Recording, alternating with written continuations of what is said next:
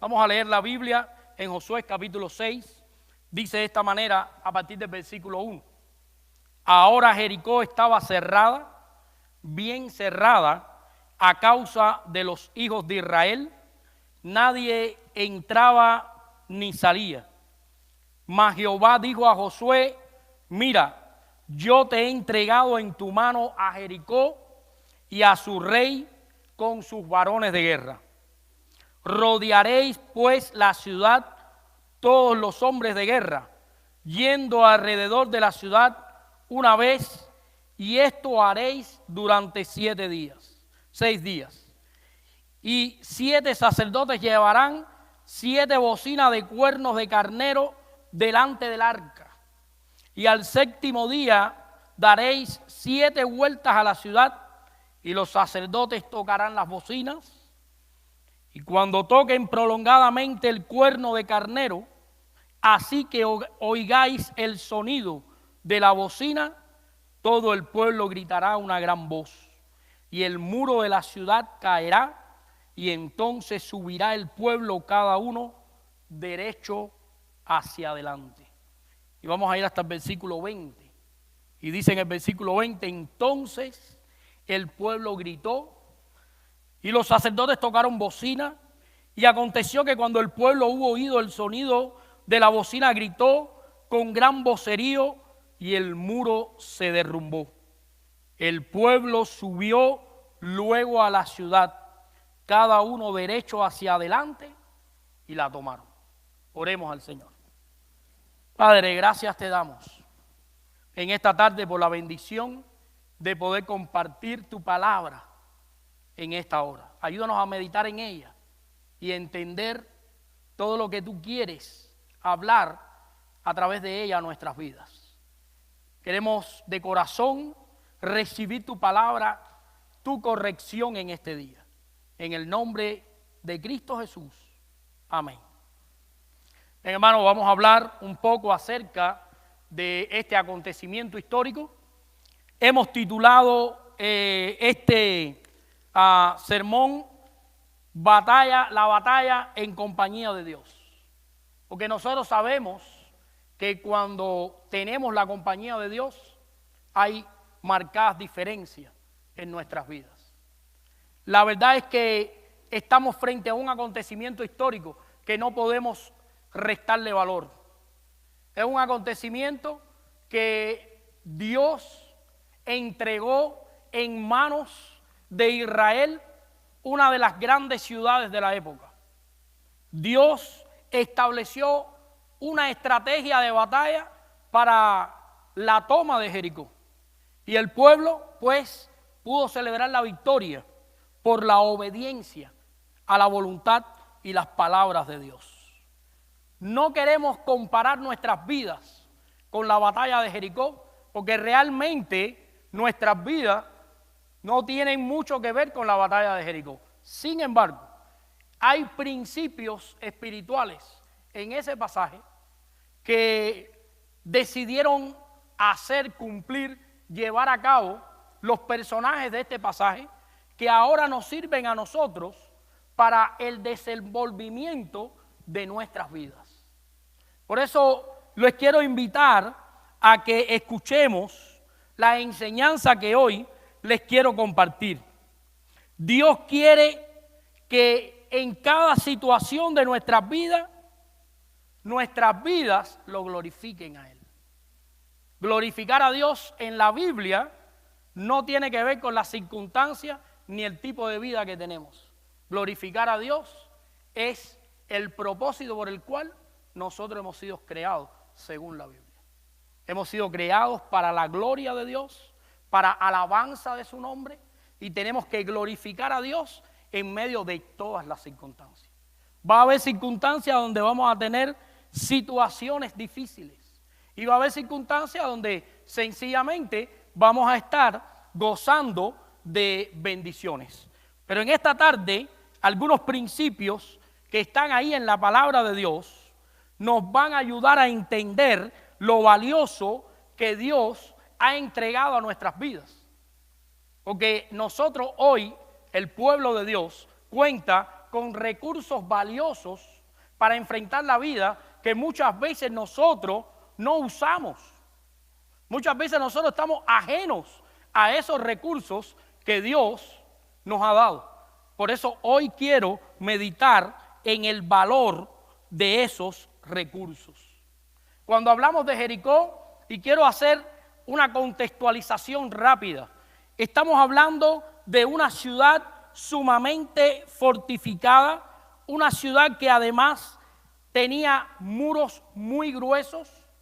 Era una de las grandes ciudades que era capaz de sostenerse a sí misma por largos periodos sin tener necesidad de permitir la entrada y la salida de personal.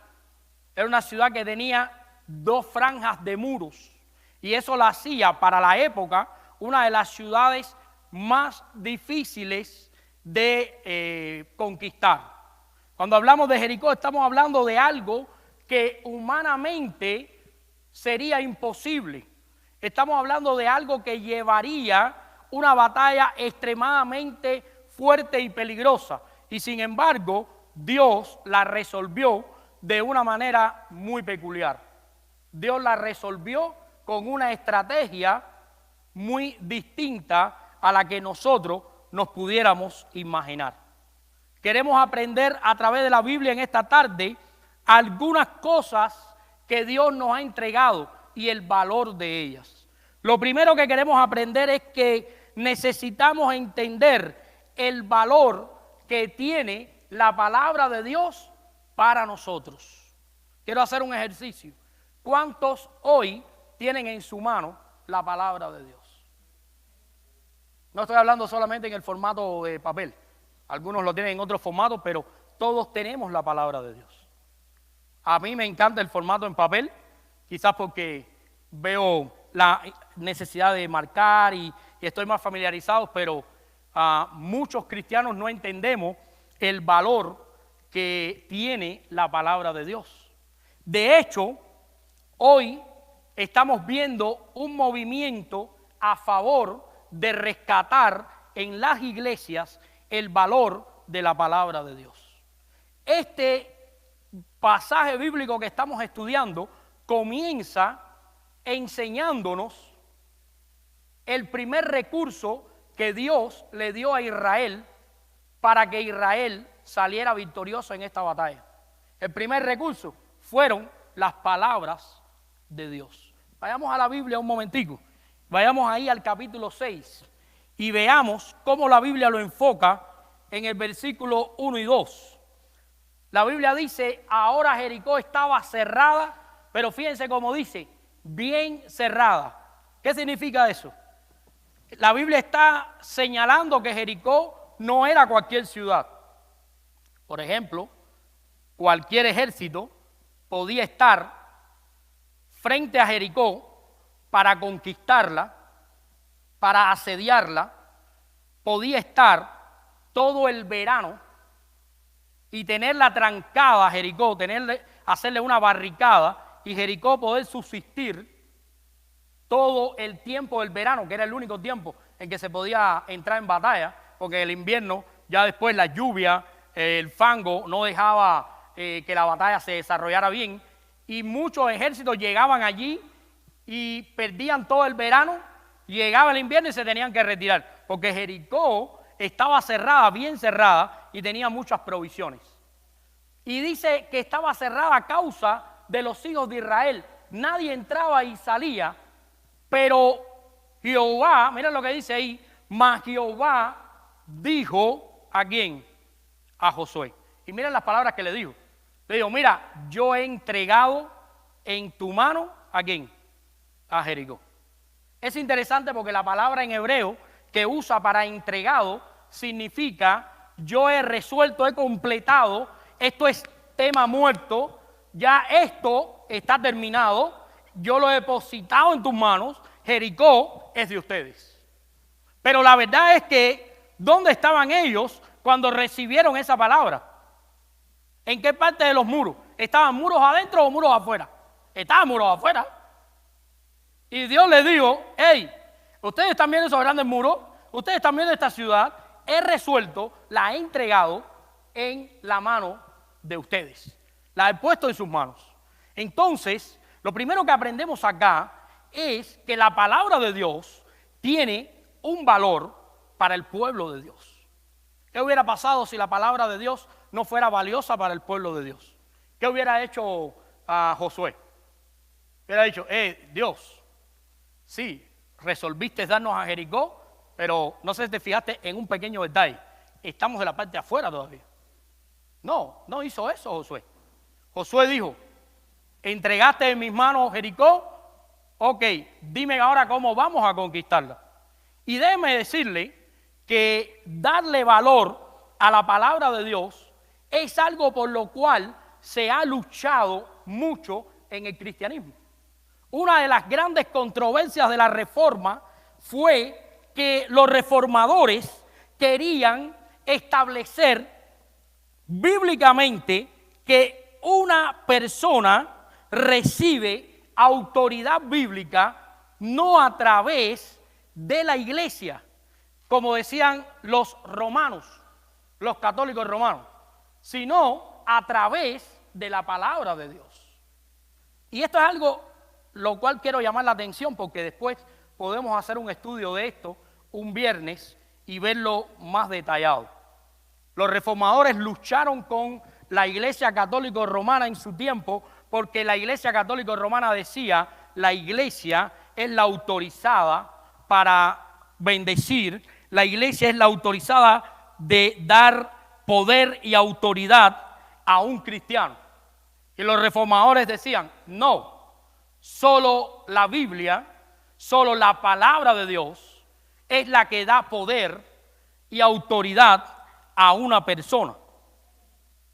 En círculos de iglesias carismáticas y otro tipo, para no mencionar particularidades, estamos viendo que en muchas ocasiones la autoridad no se deposita sobre la palabra de Dios, sino sobre los ministros de la iglesia. Y cuando esto sucede, estamos enseñando, estamos demostrando y estamos diciendo que el ministro es superior a la palabra de Dios. Y eso no puede ser. La palabra de Dios tiene autoridad, tiene valor, y la palabra de Dios es la única que puede servirnos para instruirnos, para alimentarnos y para ayudarnos a ver nuestra vida desde un enfoque según Dios. ¿Qué quiere decir esto? Que si aquí se para una persona a predicar y no usa la palabra de Dios, usa su experiencia, usa su historia, usa sus testimonios, agarremos y vayamos. Porque lo único que puede transformar un corazón es la palabra del Señor. Es la palabra de Dios. Podemos interpretarla, podemos enseñarla, podemos debatirla, pero la autoridad que recibe una persona para enseñar es basada en la palabra de Dios. No hay tal cosa como la iglesia quiere creer tal cosa. No, la iglesia tiene que creer lo que la palabra de Dios enseña. Y eso es algo que nosotros tenemos que aprender y enseñar. La palabra de Dios tiene autoridad. La palabra de Dios tiene valor y ese valor no podemos perderlo. Por ejemplo, hoy dicen por ahí que no se debe estudiar doctrina porque las doctrinas que hacen dividen. Bueno, yo creo que se debe estudiar doctrina, porque si la cosa es echar afuera lo malo y quedarse en lo bueno, estudiemos doctrina, porque la doctrina nos va a acercar ¿a qué? A la palabra de Dios. Si vamos a la Biblia, en Hechos 2:42 dice que la iglesia primitiva perseveraban ¿en qué? En la doctrina de los apóstoles, perseveraban en la doctrina. Entonces es importante que entendamos que la palabra de Dios tiene un valor. Hermano, la palabra que tienes en tu hogar, la palabra que tienes en tus manos, tiene valor. Es capaz de ayudarte a ver tu vida desde la perspectiva de Dios. Miren, yo como pastor necesito la palabra de Dios. ¿Por qué? Porque la única manera en que yo puedo entender el obrar de Dios en mi vida es a través de ¿qué? De la palabra de Dios. Entonces, eso quiero enseñar en mi hogar. Rescatar el valor de la Biblia, la suficiencia de las Escrituras, rescatar el valor que tiene la palabra del Señor. Miren, ahí en Josué, capítulo 6, versículo 1, ahí no dice en ningún momento que Josué dudó de lo que Dios dijo. Y Dios le dijo algo que todavía no había sucedido. Dios le dijo, hey, he entregado a Jericó en tus manos. Si usted lee a partir de ahí hasta el versículo 20, ustedes se dan cuenta que todo es un recuento de cómo él creyó eso que le dijo Dios y cómo lo puso en práctica. En ningún momento él se detuvo a decir, ¿será que se equivocó Dios? ¿Será que no lo dijo correctamente? No, él creyó la palabra de nuestro Dios. Y eso es lo que nosotros queremos en esta tarde, entender que la palabra de Dios tiene valor, debe ser usada, debe ser leída, debe ser aprendida, debe ser aplicada a nuestras vidas, porque la palabra de Dios tiene valor. Es una palabra que no va a avergonzar a ninguna persona. Lo segundo que queremos aprender aparece en los versículos del 3 al 5. Vamos a ir rapidito, Josué capítulo 6, versículos del 3 al 5. Ahí en Josué capítulo 6, versículos del 3 al 5. Dice de esta manera: rodearéis pues la ciudad, todos los hombres de guerra, yendo alrededor de la ciudad, y empieza a explicar minuciosamente todo lo que hay que hacer. Si vamos al versículo 19, ahí mismo en el capítulo 6, vamos al versículo 19, miren lo que dice. En el versículo, en Josué capítulo 6, versículo 19.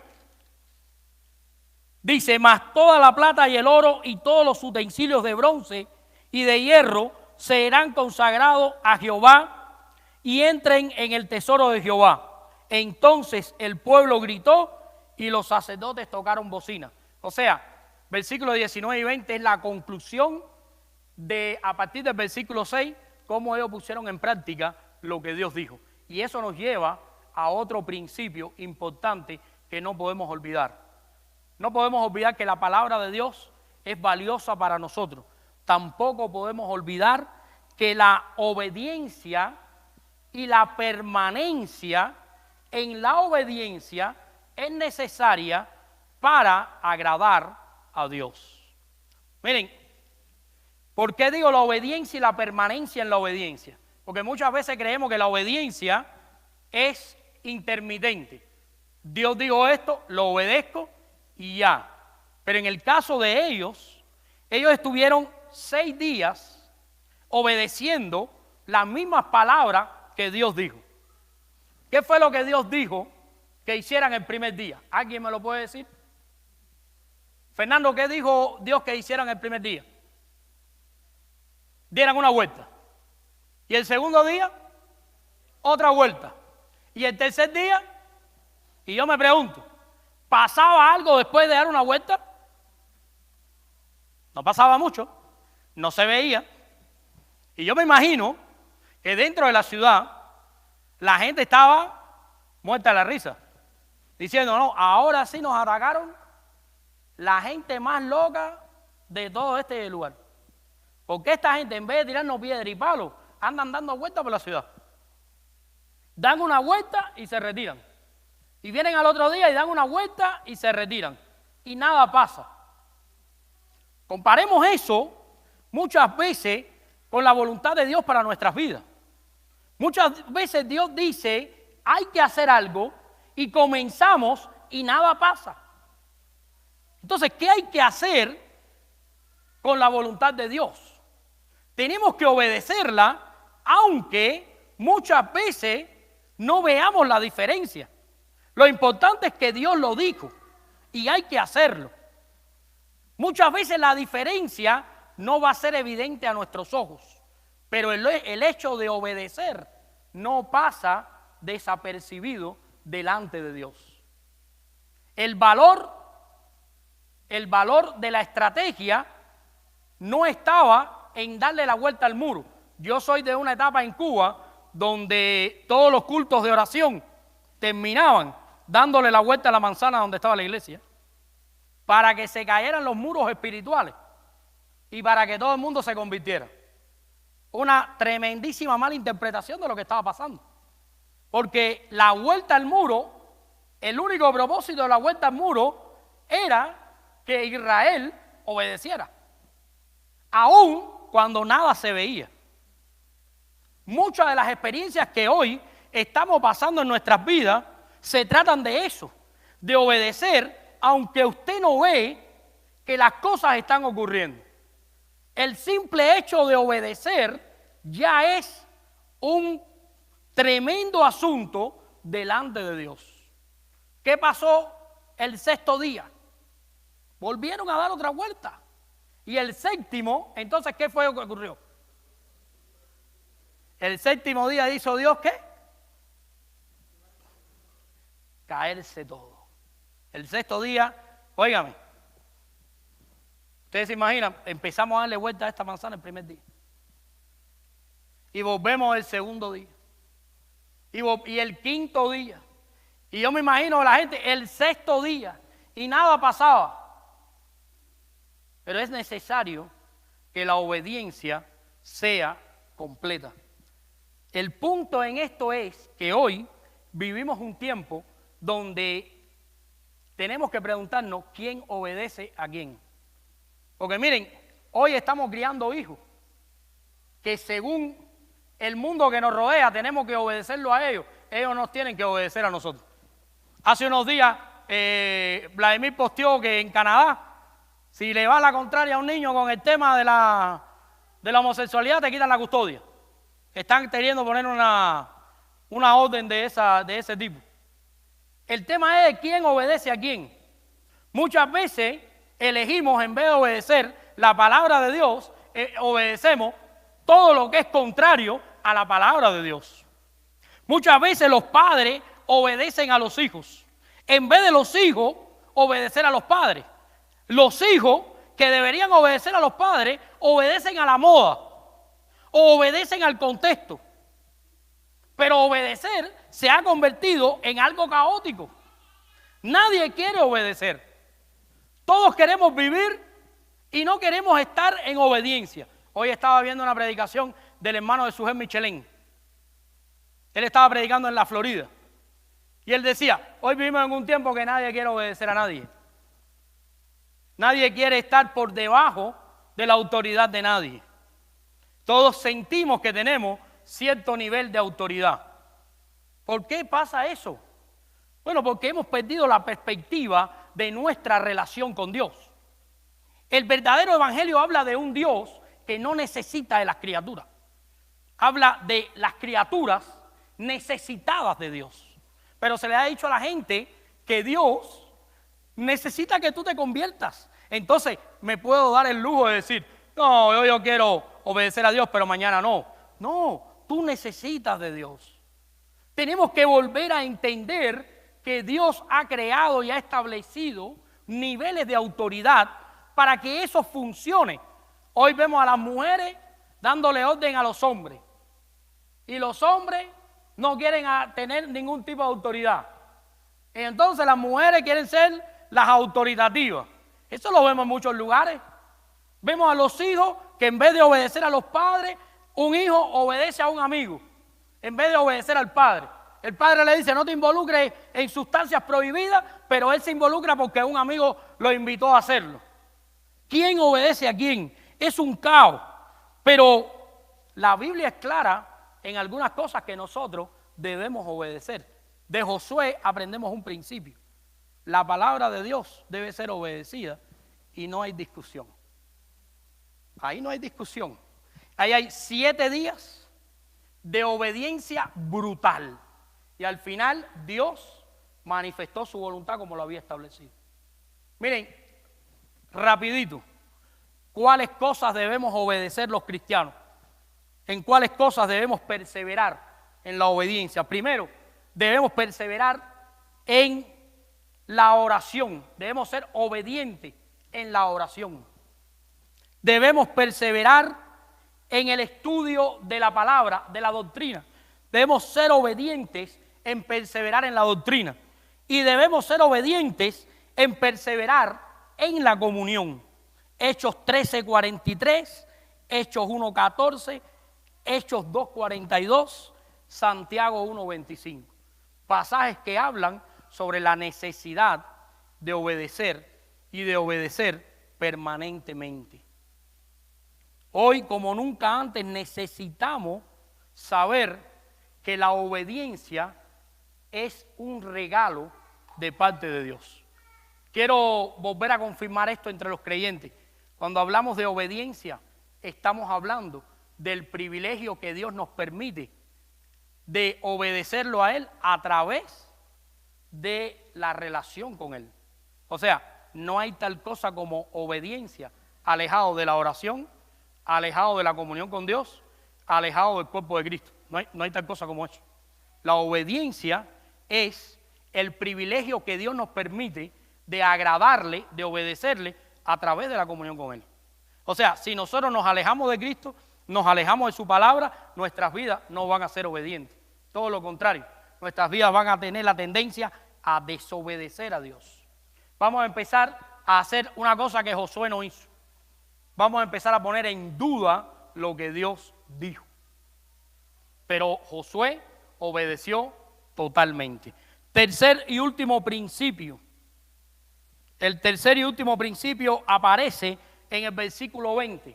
Vamos a leerlo. Dice, entonces el pueblo gritó y los sacerdotes tocaron las bocinas, y aconteció que cuando el pueblo hubo oído el sonido, gritó con vocerío, el muro se derrumbó, el pueblo subió luego a la ciudad, cada uno derecho hacia adelante, y la tomaron.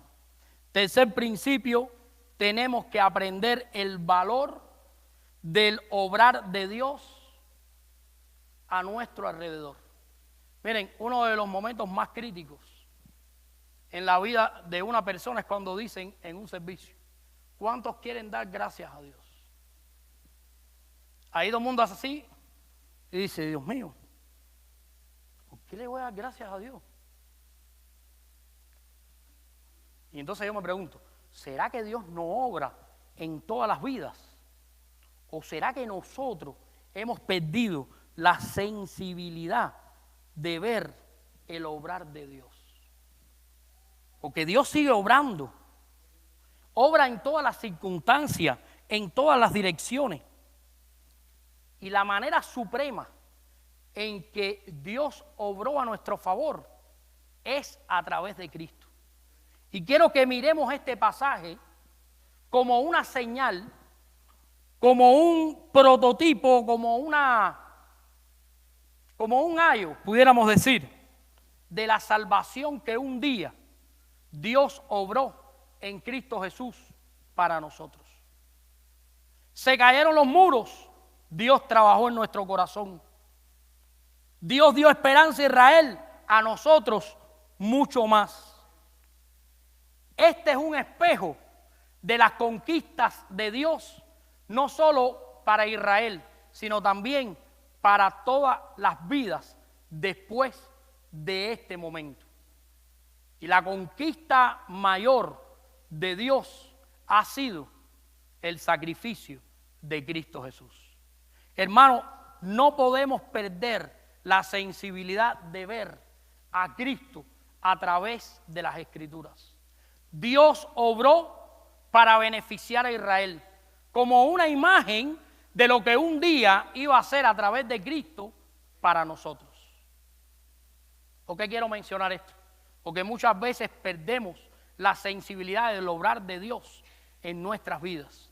Tenemos que estar agradecidos porque Dios obró la salvación a nuestro favor. Miren, dice la Biblia en 1 Corintios 15, 55 al 57, que Cristo conquistó el dolor, la muerte, el aguijón, el sepulcro y lo destruyó. Como dice 1 Corintios 15, 55 al 57, dice: ¿dónde está muerte tu aguijón y sepulcro tu garganta? En esta tarde no quiero que te vayas de este lugar sin entender esto.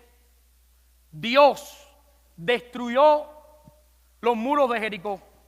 Dios trabajó en la vida de Israel. Hoy también quiere trabajar en nuestras vidas. Dios hoy quiere entrar también en el corazón de aquellos que son su pueblo. Dios quiere que hoy tú te vayas de este lugar entendiendo tres cosas importantes. Primero, su palabra tiene valor. Segundo, la obediencia tiene repercusión.